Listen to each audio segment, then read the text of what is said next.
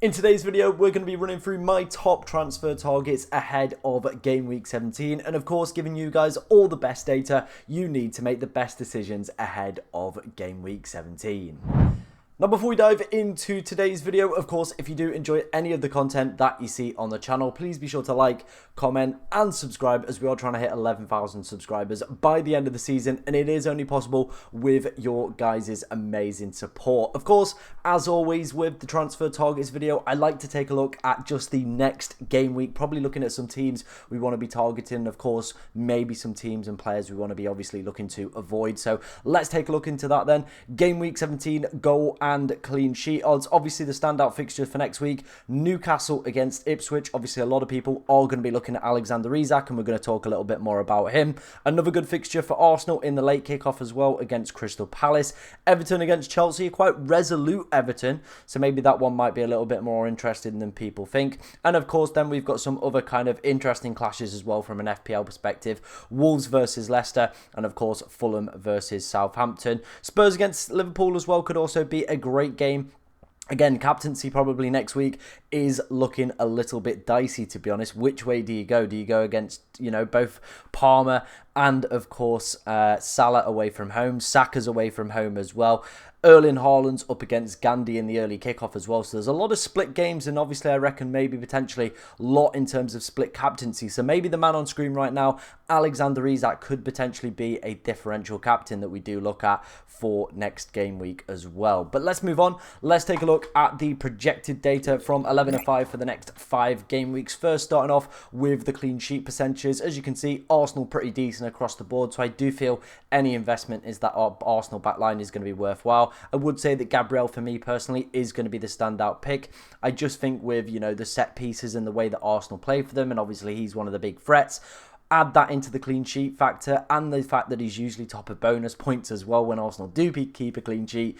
I think for me, he's the #1 pick and the player you should have. City is still up there, but obviously 11-5 doesn't just take into account this season. It also takes into account historical data as well. But I personally, for me, wouldn't really be looking at any City defenders at the moment. They still look quite wobbly, so I'm not going to obviously kind of back that data and obviously suggest obviously for you guys to go for it as well. Liverpool conceding today, 20% next week as well, so maybe it might be worth holding off, of course, before looking at the likes of Trent, Virgil and Alisson. I do think longer term, though, they will still be pretty good investments across the board if you are looking for a premium defender, purely down to the fact that Fulham aren't a bad side, and I said that in my deadline stream. I thought Fulham would go and give them a good game. They've given quite a few teams this season really, really good games, really good defence as well going forward. Of course, that also applies for Liverpool as well. One of the best teams in the league for XG conceded. Actually, not even one of the best, the best team in the league for XG conceded. So you are investing into a pretty good defence. Chelsea, they've got some great fixtures, real long-term great fixtures as well. So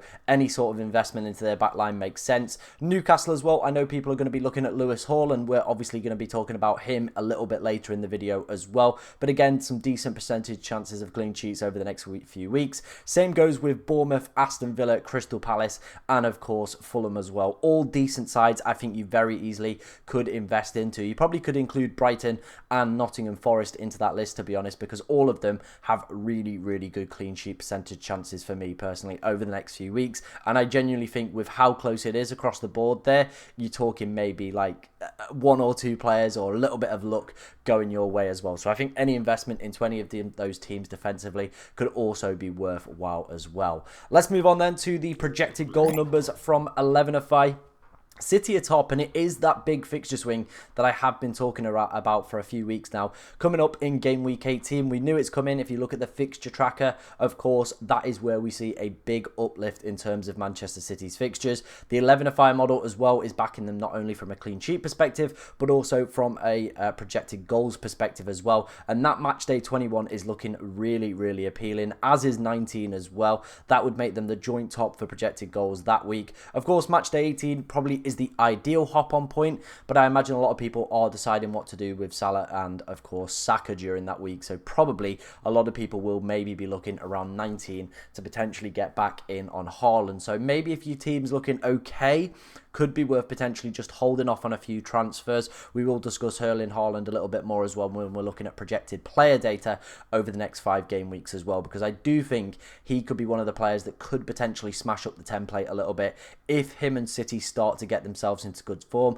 and that could very, very easily happen with this decent fixture run on the horizon with great projected data as well over that period as well. Obviously, worthwhile investments into Chelsea with their decent fixtures, so Jackson, Palmer, very much so. Newcastle for the next 2 as well, looking really, really good. I think 19, 20 and obviously 21 are looking really, really appealing as well. So Alexander Isak definitely going to be on a lot of people's radars as well. Spurs have got those 2 in 19 and 20 as well, so maybe could be worth a little bit of a look at, but for me, I'm probably not really going to go there, to be honest, in terms of my investment for the side. We're also seeing a big drop-off for Wolves and Brentford. So Brian Mbeumo, Visser, and of course Mateus Cunha and Strand Larsen. Probably going to be people we'll want to offload in the next few weeks with a difficult turn of fixtures on the horizon, and probably start to look elsewhere with some of our transfer plans. Let's move on then to my first transfer target for today's video. Of course, I do feel it's a pretty self-explanatory one. It is going to be Alexander Isak. The man is in great form at the moment. Kind of the form he was showing towards the back end of last season. In his last 5 appearances, 3 goals, 2 assists, plenty of shots, plenty of those coming in the box.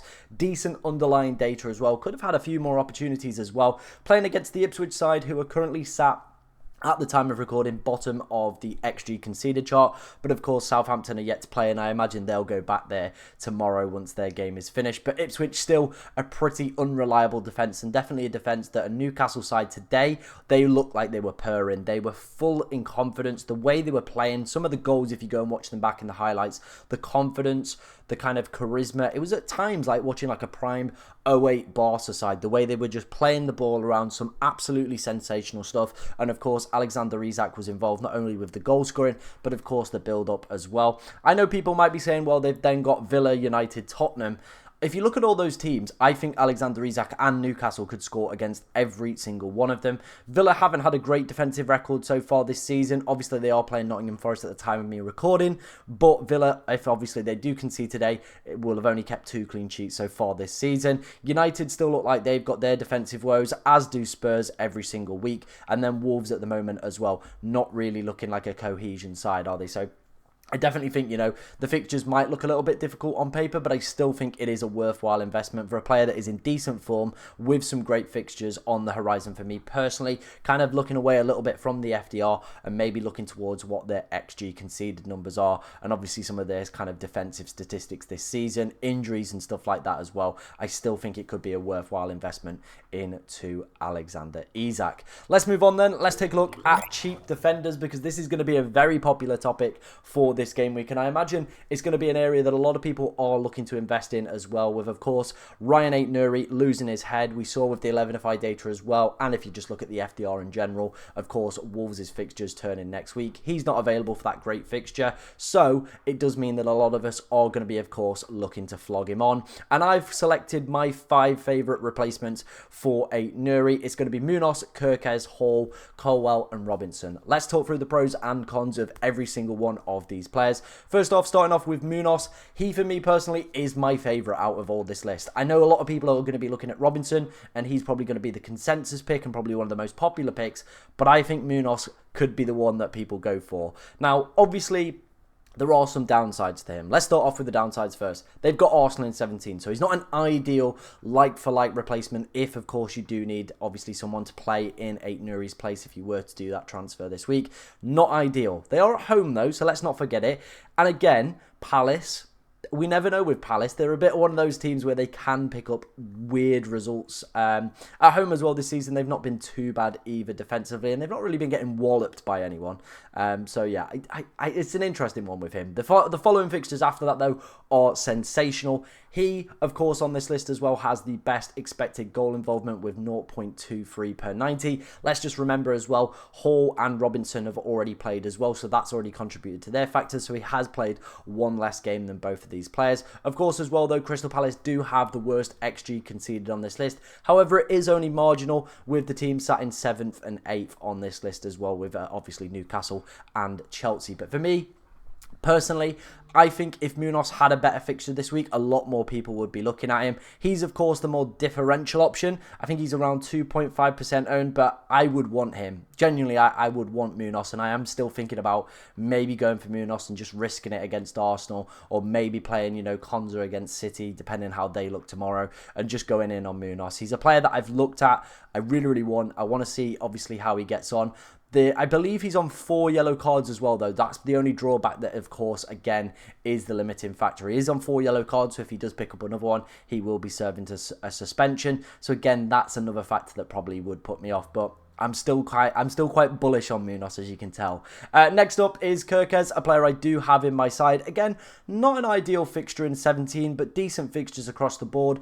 Bournemouth arguably have been one of the most improved sides within the Premier League. They currently sit 3rd in the XG conceded table. Again, though, they are still yet to play, so probably will drop back a little bit. It's probably 4th, 5th or 6th, depending, of course, on other results. Got plenty of attacking threat, has this lad as well. So, again, could be another stable pick that you could potentially go for. Lewis Hall, a very popular pick within the FPL community. 2 attacking returns today. 0.18, the second best expected goal involvement on this list. A really steady set of fixtures coming up for Newcastle as well, where I would probably feel quite comfortable playing him in all of them as well. So again, could be another decent replacement.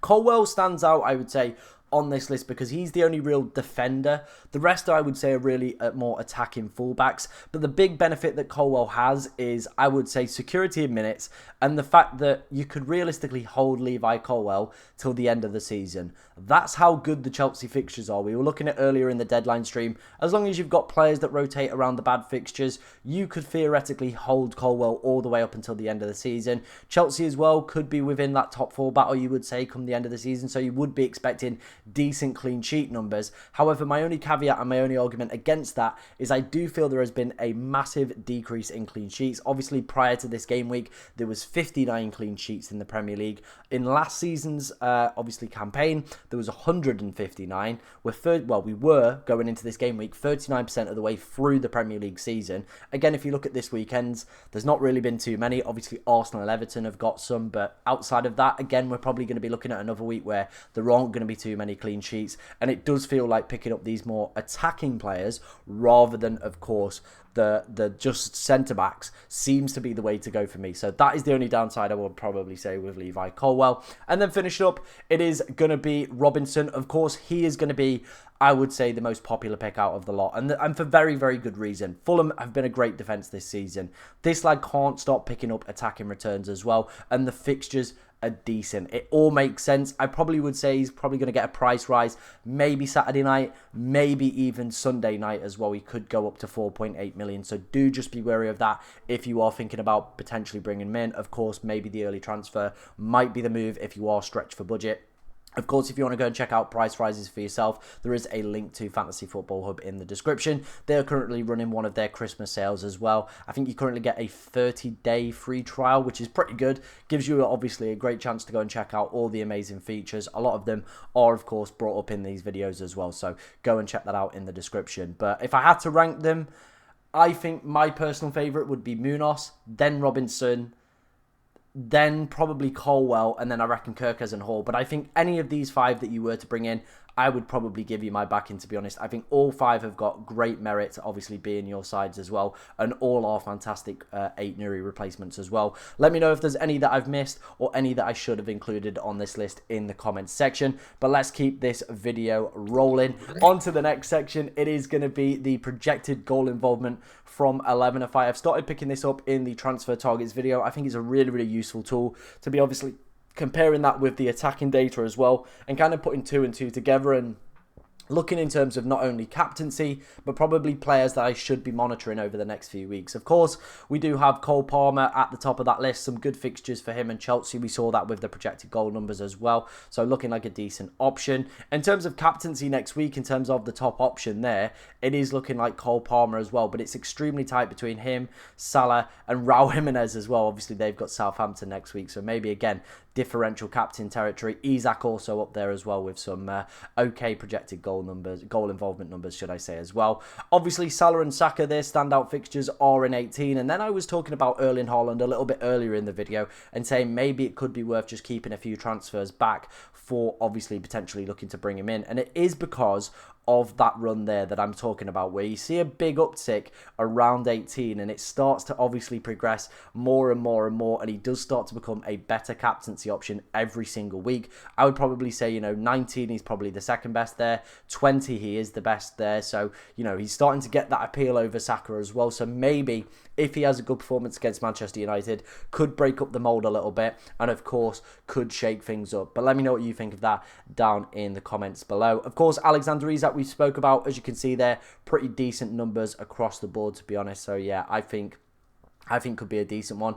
We spoke about the Palace fixtures as well, and somebody that could potentially start to enter our kind of thought process could be somebody like Eze. Around 19, of course, we're seeing a big uptick in Palace fixtures. Maybe he could be the Brian Mbeumo replacement if you are going to hold him for that long. But let me know what you think of that one as well as a potential one. Obviously, if there's any names on here that you think as well could be worth a look, let me know in the comments section. And let's finish off today's video taking a look at predicted points over the next 5 game weeks. Again, coming from Fantasy Football Hub. No real surprise with the top 4, I would say. Obviously, Salah, Palmer, Haaland and Saka. It does look like over the past few weeks, though, there has been that switch again where Haaland started to drop down a little bit. Saka's dropped even further, so it is maybe looking like Salah, Palmer, Haaland might be the premiums that we need rather than obviously Saka. But let's wait and see what happens over the next few weeks as well. Of course, like I spoke about, that turn happening in 18 and 19 for both Saka and Erling Haaland. Alexander Isak is up there. Of course, he is the second highest scoring forward on this list. So